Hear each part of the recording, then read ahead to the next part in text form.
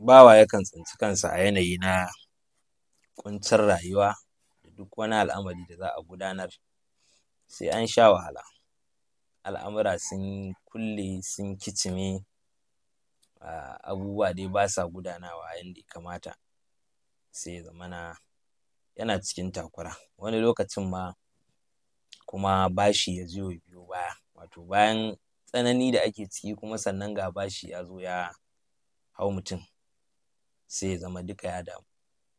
To idan mutum ya tsinci kanshi a irin wannan hali, ga wani tasirifi nan da zai buga.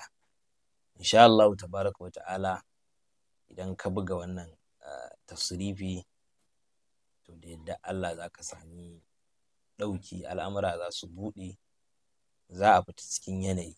Kuma aikin ana ɗaukan shi lazimi ne da safe da yamma, safe da yamma. To ayyuka irin waɗannan sun fi tasiri, sun fi tasiri saboda hadiman aikin zai zo ya su lazimce ka, zai zama sirrin aikin da albarkar aikin tana bibiyar ka ko da yaushe, albarkacin Alqur'ani. Alhamdulillah wassalatu wassalamu ala rasulillah wa alihi wa sahbihi wa man wala wa ma tawfiqi illa billah. Bayan haka assalamu alaikum wa rahmatullahi wa barakatuh.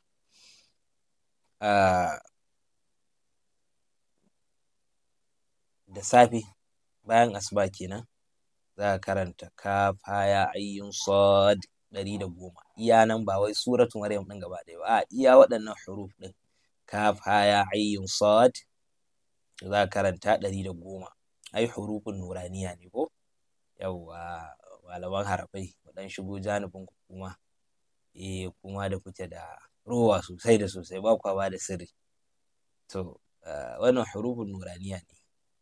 Harafan nan ka san su kam abin ba a cewa komai. To Allah ya sanar da mu khasa'is da asrar na waɗannan sunaye kuma ya ba mu ikon tasarrufi da su.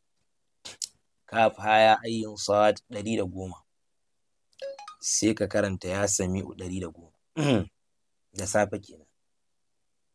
Da yamma bayan la'asar zuwa dare sai ka karanta kaf haya ayyun sad 250, ya sami'u 110, ya basidal yadaini bir rahmati 110. Yadda aikin yake kenan. Da yamma kaf haya ayyun sad 250, da safe kam 110, ya sami'u 110, bata canja ba safe da yamma. Ya basidal yadaini bir rahmati 110 da yamma banda safe. Ina fata an fahimta. Allah ya dace da mu. Assalam.